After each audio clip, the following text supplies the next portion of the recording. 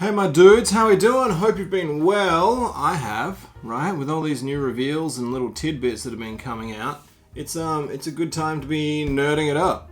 So let's have a look what's on the horizon, shall we?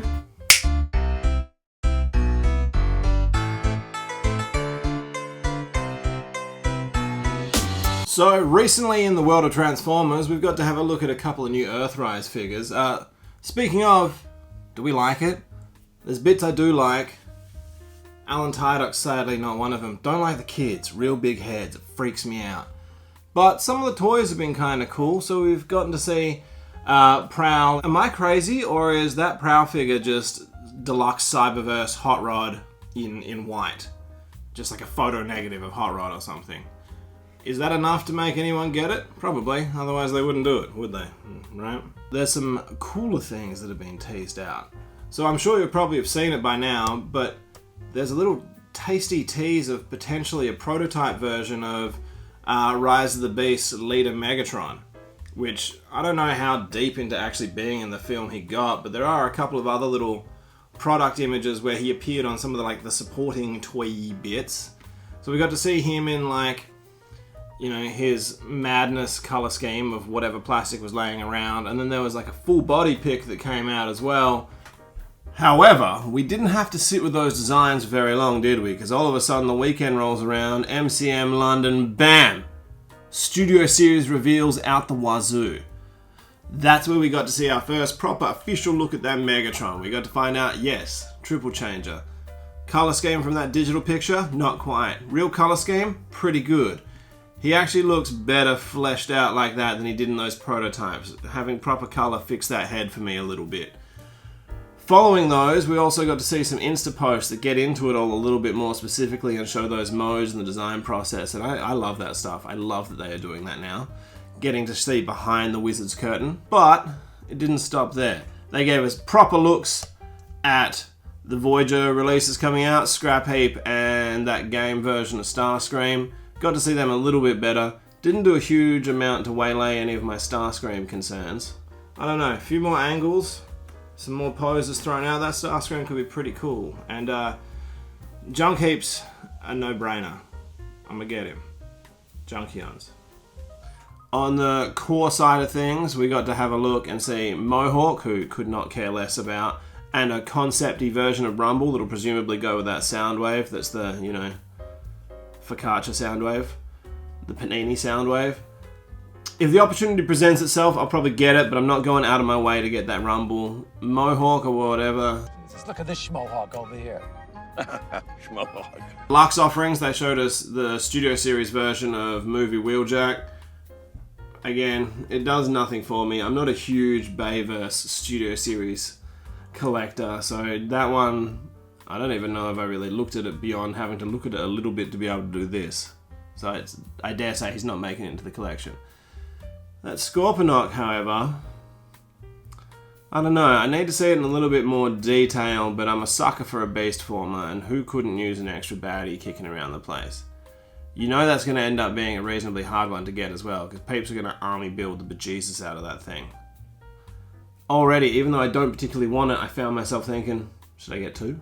Then, in the realm of the games, we also got to see some Toys R Us Canada leaked pics of that Transformers Rise, now Reactivate game that could be good, could be awful, but they're doing toys for it, so my interest is piqued. The Starscream and the Bumblebee looks kind of cool. Apparently it's based off of it's old, because it's got the old name on it, right? And it looks like it's got a window box, which isn't really in vogue at the moment.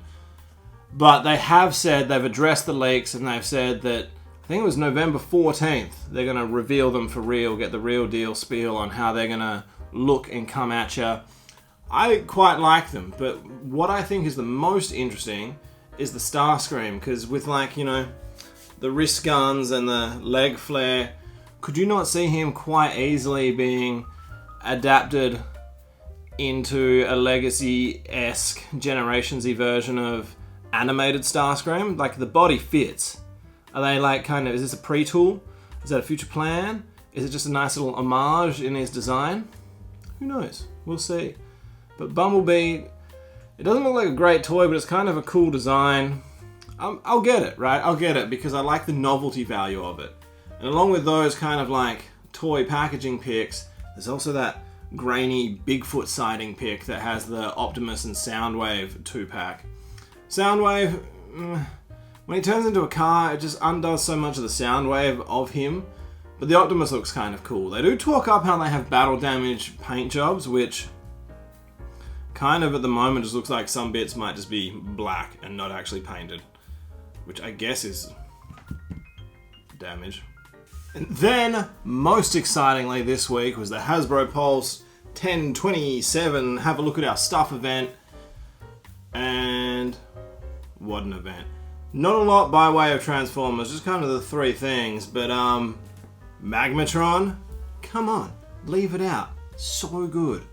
He looks like the dinosaur modes actually work pretty well together. He doesn't look too kibbly for three dinosaurs smashed together into one dude. Take that, Jurassic Park. And he looks like really nicely articulated and looks like he has all the features that you'd expect based off the original toy. One thing I do quite like is it seems like the head wings and his actual head are mounted separately, so they'll stay in place more like almost a collar as you make him look around. What was also cool is after that, after getting to see him like fully realized like that, and God, I'm still reeling. He's tight. I really can't wait to get this. I love Beast Wars. I love the Japanese Beast Wars. I love that original figure. Can you see him in there? After that, it wasn't a lot to give you like much of a clue as to what we were going to see size-wise for this guy. But then Mark chucked up on his Insta a picture of him, you know, giving the what for to Lio Convoy. And from that kind of, you know, extrapolating beautiful mind, numbers, I think he's almost going to be about the size of Jetfire, which is very cool. Then we got to have a look at Silverbolt. We'd already seen some pictures from Japan, but getting to see him kind of, you know, teased out like that was very cool. What's great about that is similar to Magmatron, because the original figure was so good to begin with and still stands up pretty well by modern standards, anything they do is bound to make it better. Losing some of the gimmickry, I think, with these figures is a good thing. Like, not having things spring-loaded probably means it does mean he doesn't have as fat a backpack, and he looks so show accurate with all that silvery goodness. Now I want Quick Strike. Hey ya! And then lastly, they showed us more of like Code Red, the Stranger Things crossover. Meh. I don't know if that pizza van is crossover worthy. When you've got like Ecto 1 and the DeLorean and stuff, I don't know if it has the instant recognizable appeal of those other vehicles to make it crossover worthy. There are other vehicles that I would have loved to have seen first.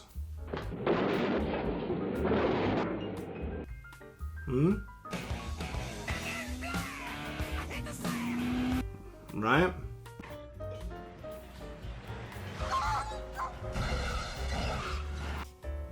Please. So, that's kind of it on the Transformers front, but apparently I'm also now a Ninja Turtles channel, which that kind of snuck up on me, but like, you know, the analytics don't lie. So on that front of reveals, Toy Fair was a hot minute ago. We got to see they're going to do all of the Mutant Mayhem babies, like a Muppets babies kind of deal.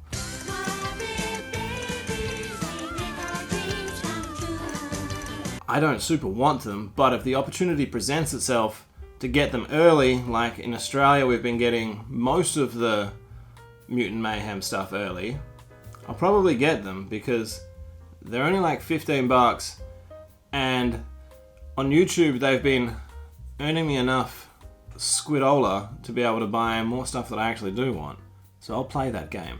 Watch this space. What I do want from the Mutant Mayhem line is there's also like pictures of that Rocksteady sporting a helmet, riding his like sick ass motorbike like he had in the movie. Kind of like he had in the movie.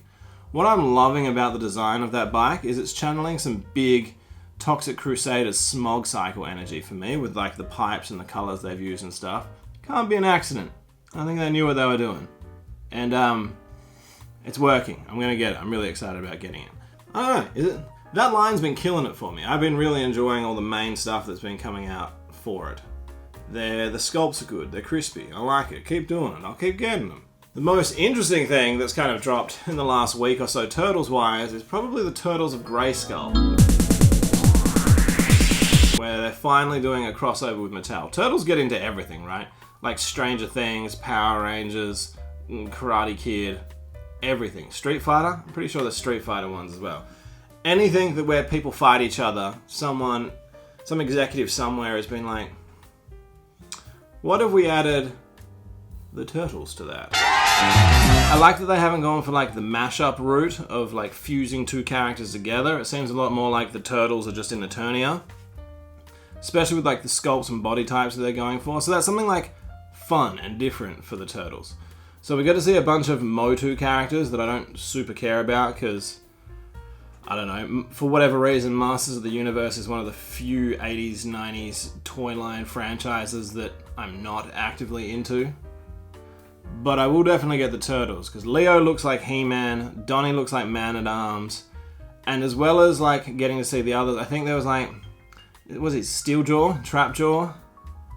Trapdoor? Doorjaw? Whatever. He's made out of mouses, which is pretty cool.